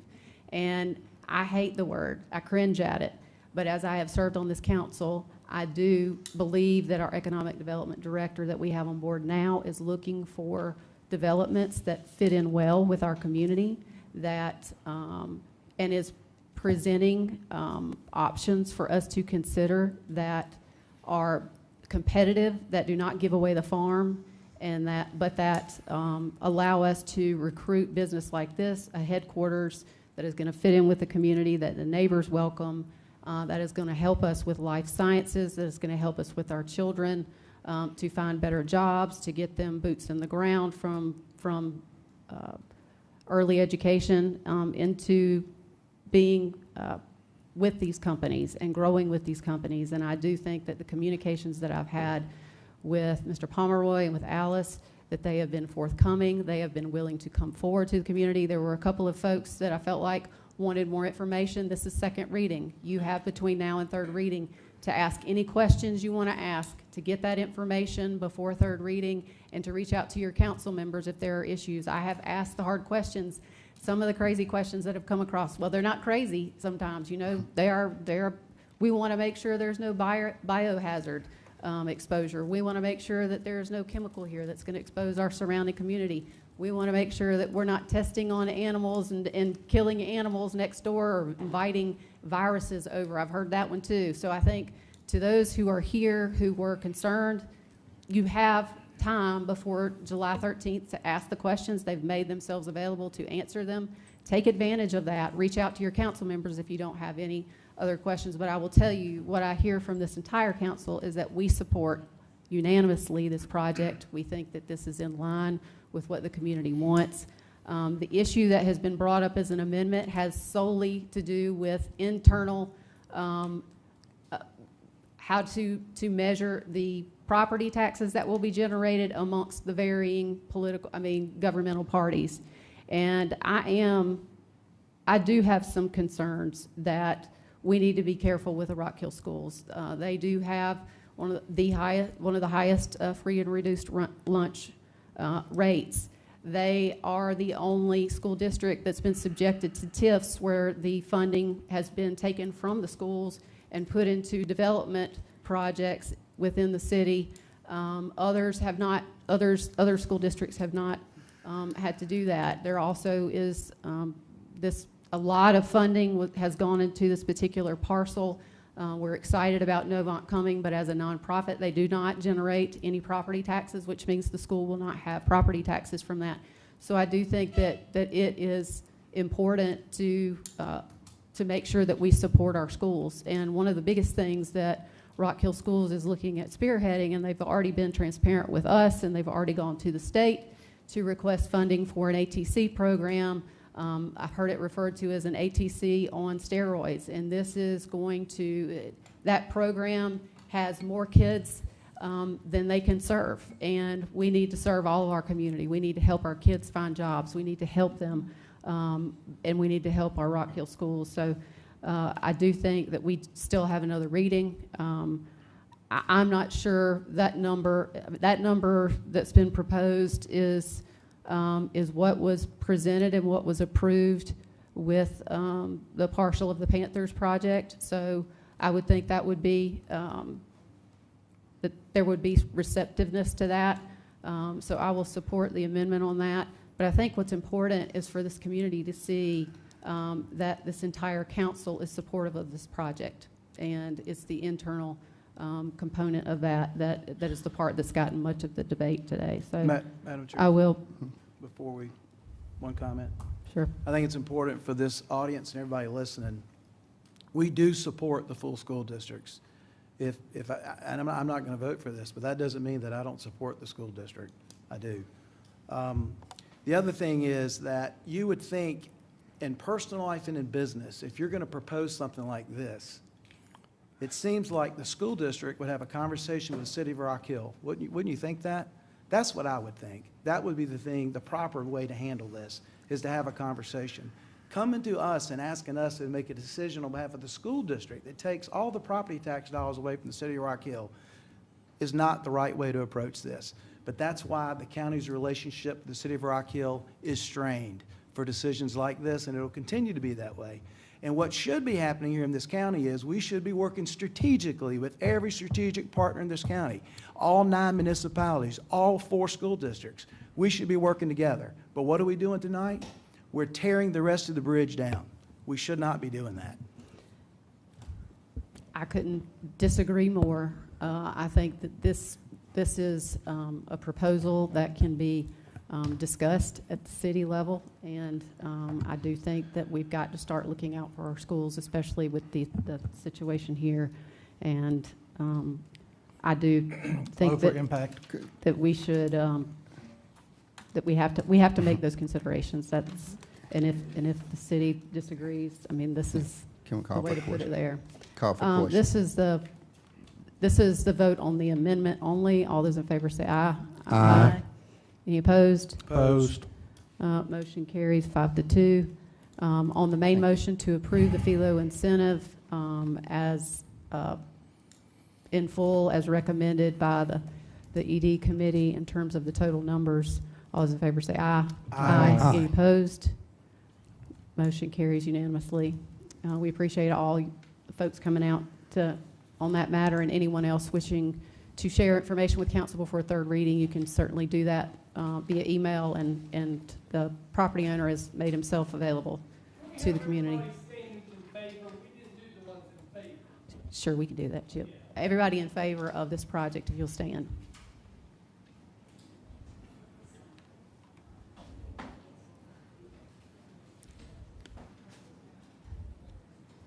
Thank you very much. All right, I'm going to let folks clear out. We do have another 2 more items on the agenda.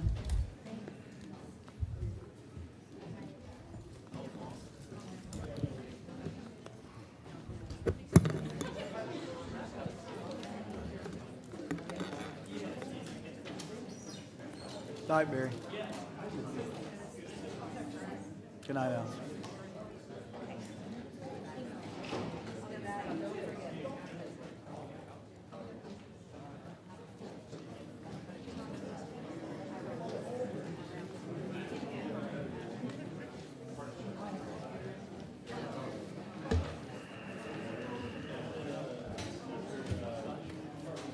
You gonna make it, brother?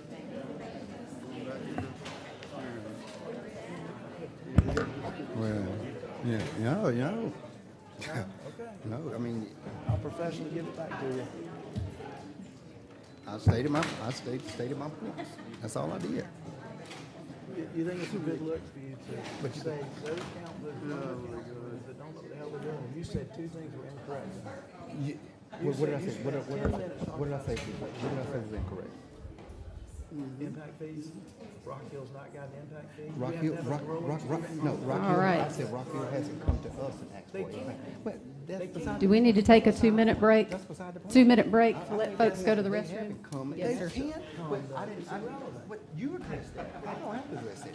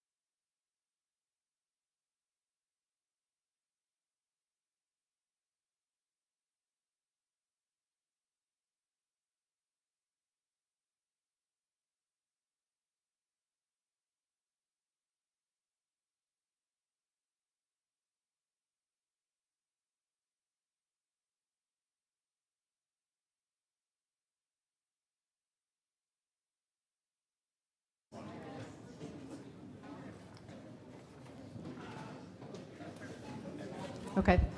We are back, and our next item is an old business item. Council to consider amending and second reading of an ordinance establishing a temporary moratorium for a period of 9 months on the consideration or issuance of special exceptions or conditional use approvals, on the acceptance of site plans, and on all other land use or development approvals for data centers within the unincorporated areas of York County in order to provide an opportunity for the county to study and examine the impact of data centers on critical resources, adjacent and nearby properties and/or infrastructure, thereby enabling the county to properly amend the York County zoning and land use ordinances with regard to data centers, to provide for extension of time by further resolution of the county council if after proper notification to council it determines that the extension is necessary to complete the studies or examinations contemplated herein, to provide for a public hearing and to provide for other matters related thereto. Do we have a motion? Motion to approve. Second. Motion and a second to approve. Any discussion? Yeah. Well, you want to start one end and work your way down, or does it matter? You seem eager. Oh. You can go first. I do. Okay. Man, I really thank you for reading that big, long thing. I think it's so much longer every day. Anyway, the only question I really have in this ordinance is, does it need some performance standards either under Section 2 or Section 3? I know last time we discussed there needed to be 4 areas of research, and this one, it kind of leaves it open-ended, which I didn't know if we needed some specifics in it that weren't in there. That's about the only thing I saw of question. I don't know, does that go to that's for staff? I don't know if that, yeah. Or is that for y'all? Is that a question? I think you probably need to pose your question to, if you have a specific question. Staff does, or maybe interim county attorney, does it need to have specifics under, I guess, Section 3, the staff direction during pendency of moratorium? Or somewhere in this ordinance, does it need to have the specifics of the 4 areas of study that we discussed? So the areas of study, some of those are laid out in that first section under the legislative findings, which is based on the feedback from the committee and the council discussion last time. So to the extent you want me to narrow that down, I'm happy to take direction tonight on that point and make those adjustments as I hear from you all tonight so that it can be prepared for third reading. I didn't know if the legislative findings counted as the direction or if that was just kind of statements. If you feel like it's sufficient for... I'm happy to extrapolate on some of those things that are in the legislative findings and include those in the staff direction for the third reading, absolutely. Does that need to be a motion for an amendment or anything that we need to... Or I can simply take that direction and it will be the same language. It's just kind of shifting where I'm putting that, so it's clear direction to staff for third reading. I don't have a copy of the specific, I know we were given that, and I've looked at it when it was sent to us, but I don't have a copy of the ordinance itself, so I'm not sure what question we're asking, but as I understand it, this ordinance provides for a 9-month moratorium so that council can continue to study the issues that have been raised, including those items that were enumerated, and to ensure that basically we have subject matter experts advising us about data centers in general. I mean, that's what I understood we were doing.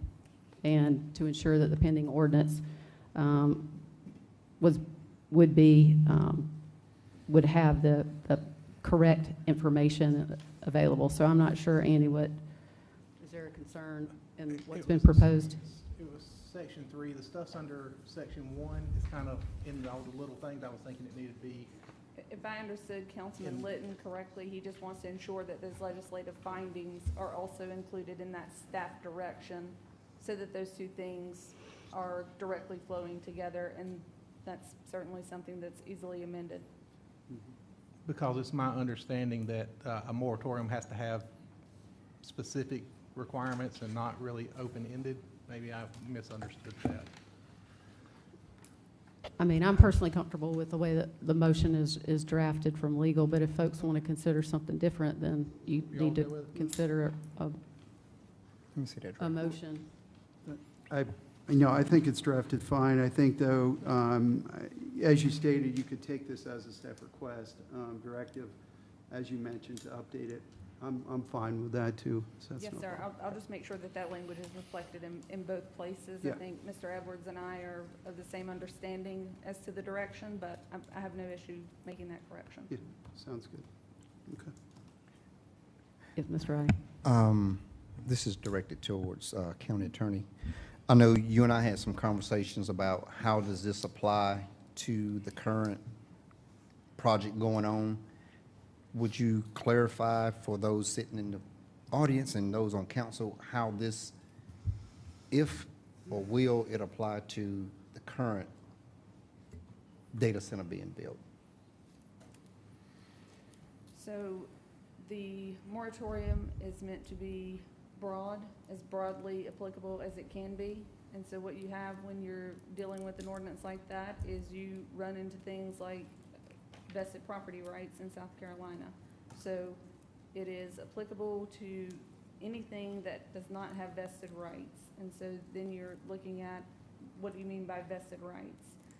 And so if you have a property that is an active site and that site already has specific site plan approval, to the extent that site plan approval constitutes vested rights, the moratorium would not be applicable to something like that, because your moratorium ordinance cannot run afoul of other South Carolina law. One more question. Could the existing fee in lieu be considered a vested right?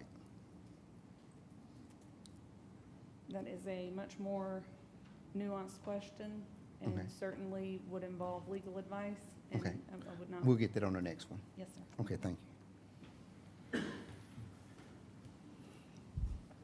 I support the moratorium for data centers in the future, since it doesn't apply to QTS.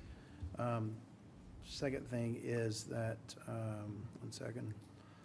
The more conversation I have on this, I don't know, the more I don't know, my eyes are open to considerations. I mentioned to you before, when I first started looking at this, I was looking for ways to apply any standards for data centers. And but then I got to thinking, why are we singling out a data center? I think we should be considering any business that comes in the future that has an impact on our capacity. So I think while we're going through this exercise of a moratorium for data centers, we need to look at it for future businesses that we haven't even thought about. But look at their capacity. What I learned today, though, is that it's almost as if in this exercise we're going through, we should further look at pre-construction requirements, construction requirements, and capacity needs, short-term, long-term. And a lot of this has been addressed by the authorities that are providing the capacity needs. But I learned today, and I didn't know this, that by QTS listening to the public, they've actually gone back and they were pouring concrete at night because they needed to give it time to cure. So because they were pouring concrete, it was loud at night, so they stopped pouring concrete at night. Now they're pouring from 6 a.m. to 9 p.m., which is what the ordinance allows. Other things too, lights are shining down instead of lighting up the sky and the neighbors' properties. And there could still be some light overflow. Backup alarms on any vehicle that's backing up was beeping, so late at night that's beeping. That's annoying, right? So they've changed that now, and they don't have the backup alarms. My point is, there's a lot to be learned about not just the data center and what's going on in the construction of the data center. We can apply it to any industry that comes in here, right? So we're creating a standard and an ordinance for everybody, not just a one-off. But, I mean, I'm going to support the moratorium because we don't have anybody looking at a data center in York County as of right now. But we do need to not only think about the impact data centers have, but these future businesses as well. I mean, you can go online or go on AI And you can research it and see what industries they say are coming in the next 3, 5, 10 years. And we're going to have this same issue, if not more. Thank you. Yeah, so I definitely support the moratorium. You know, as you know, as we've gone into the looking at these data centers again, I think this is an ongoing education for not only York County but the whole state. There's a lot of work to be done on understanding and the impact in the process, et cetera. For the existing building, I would just, again, I think the communication between QT and the public is critical, to have those conversations. Just continue to talk, continue to have those conversations. I can't stress it more. So thank you. Appreciate it. I think the honesty that QTS can give the community is a critical part of this whole process, and made a suggestion that rather than a quarterly meeting, that they consider having a monthly meeting with the community. And it's just going through situations that I have been through. I cannot stress enough the value in being totally transparent and honest with the community, because we have very smart people out there in the community that have done their homework, they've done their research, and it's going to be very hard for things to happen, or if you're trying to do something that you shouldn't be doing. So the moratorium for me is a pause to be able to make sure that we don't continue to make horrific mistakes, which we have made in York County recently. Well, naturally, I support it. And like Tom said, not just state, but U.S. as a whole, this is probably the most heated topic that you'll find out there on the internet the whole time. And it does branch a lot further than just stored data, natural security, or anything. Matter of fact, you can find out more and more about it every day whenever you look into something on it. So I'll be supporting it.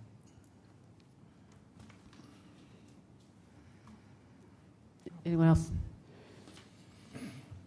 I support the moratorium, and I want to get some clarification. As I understand it, the council's request was to put in place the strongest moratorium that legal could put together. Is that what was done? Yes, ma'am. Can the council ban data centers? No. No, the council cannot ban data centers in South Carolina. Items that are abuses that are permitted in the state are just that. They have a right to exist, so an outright ban on a use that's otherwise allowed is prohibited. There have been some comments that this doesn't apply to certain individuals. This ordinance applies countywide. Anyone who owns property, anyone, is subject to this ordinance, correct? Yes, unless a vested right has been established, this moratorium would be applicable to anyone who wanted to move forward with a data center as a use on their property. And vested right is a legal terminology that means that you had to have gotten far enough along in the process, and one of your comments was a site plan. Is that one of the triggering factors to Yes. get closer to that, but it's a legal determination? Yes, so did a lot of research in preparing this moratorium ordinance with the understanding that county council wanted this to have the broadest applicability that it could have, that is also legally appropriate, and the ordinance has been drafted in that way.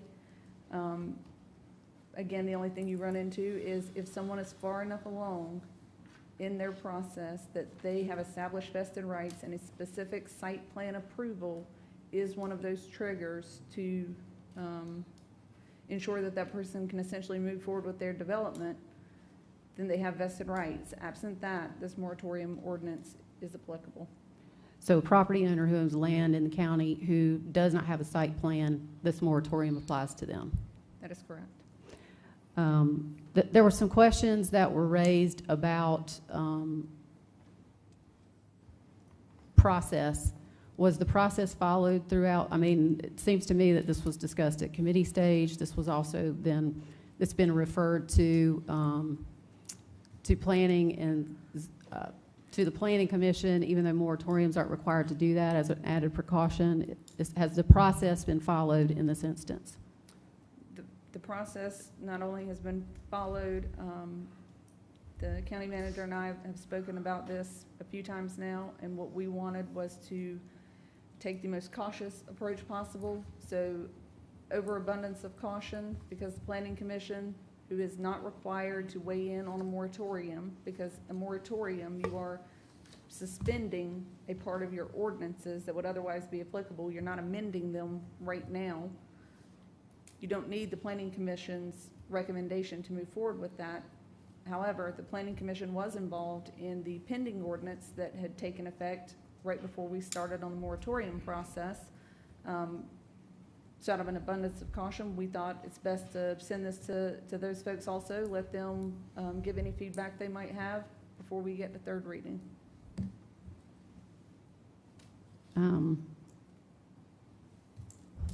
And as I understand it, the philo question is being researched thoroughly by legal as well. Yes, it is. Thank you, ma'am. Can I get some clarification? The first item to go back to banning, I guess, uses. Generally, as long as you were more restrictive and not less restrictive on some laws, does that not apply? We can't be more restrictive than the state? You can be more, in certain things, yes, you can be more restrictive. In other things, the state preempts local government. And in baseline things, if you're talking about something that, I'm using baseline for lack of better phrasing, but they establish a baseline and you can operate from there, but it doesn't mean you can drop below that. Right, not be less restrictive, but you could be more restrictive. So if they allowed 100 uses, you could allow 98 uses, maybe? You can think about it. I'll think about that. I didn't want to put you on the spot, I'm sorry. I thought it might be a little, I know for environmental laws and things like that, you can always have more stringent regulations. That's Except kind if of- you are preempted. Yes. And then the last thing, the process, it was me, I questioned the process. And I found it interesting to have Planning Commission after second reading. So they're not required, but we feel like we should just allow them to have a say. But let's say they need another month to do more research because they actually feel strongly about it for some reason.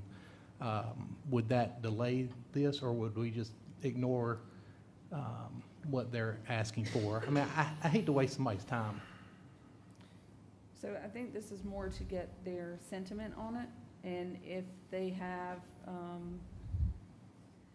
things that they think are appropriate for consideration, certainly I would come back to county council with the county manager and present those things, and you all could decide whether you wanted to amend this at third reading to incorporate any of that or not.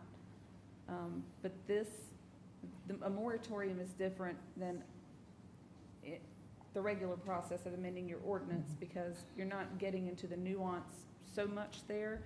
You are to an extent because you're studying things, but those are kind of broad categories. The public hearing and the Planning Commission, that is to get that sentiment and that feedback to make sure everyone's on the same page. And for county council to, be able to take it up in good faith at third reading and have those understandings. Okay.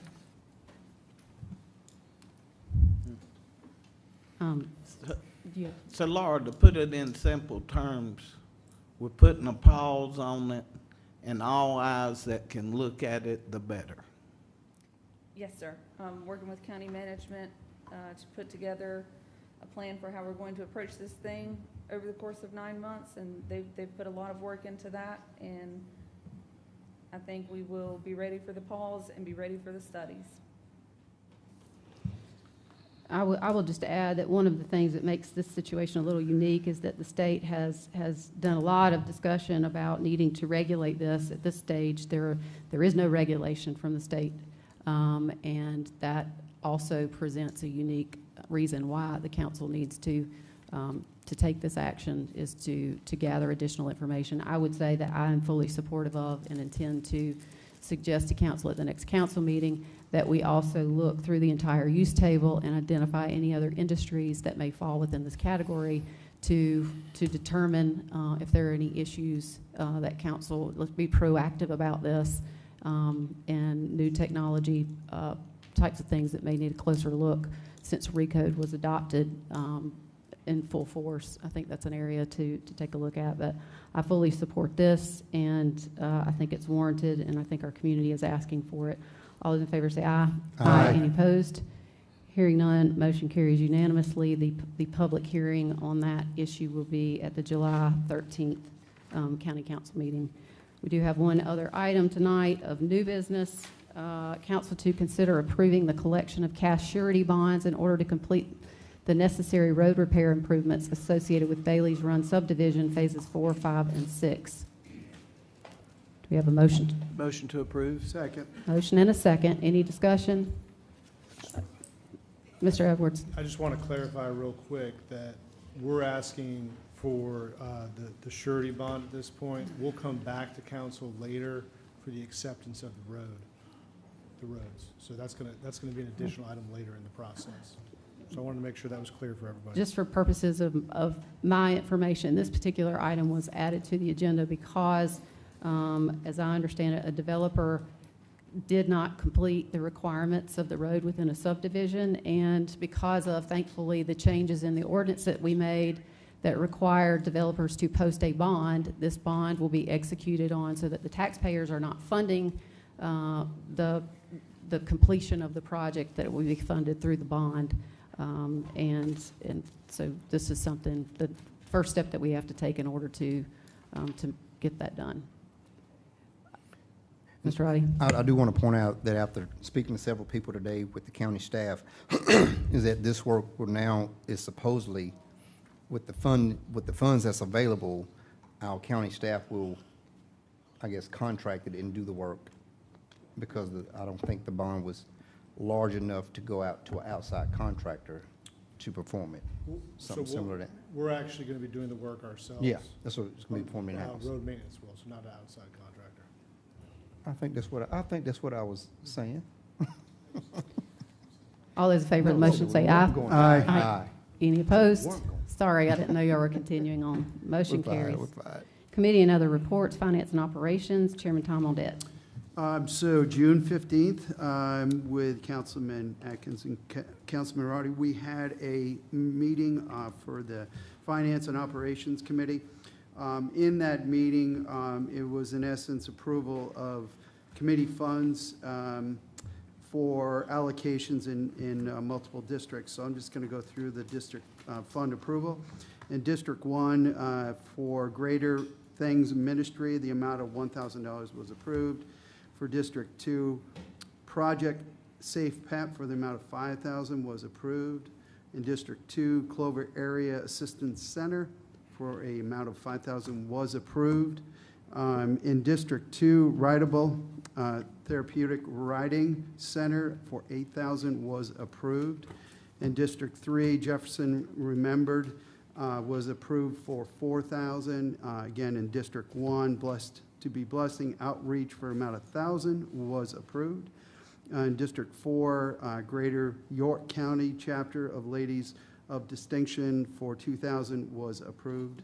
District 5, Greater Things of Ministry in the amount of $2,500 was approved. District 5, again, Worthy Boys and Girls Camp for $2,500 was approved. District 7, American Legion Post 43 for 1,000 was approved. And lastly, District 7, Boy Scout Troop 219 for $1,000 was approved. And that is it. Thank you. Thank you, sir. Do we have a motion for executive session?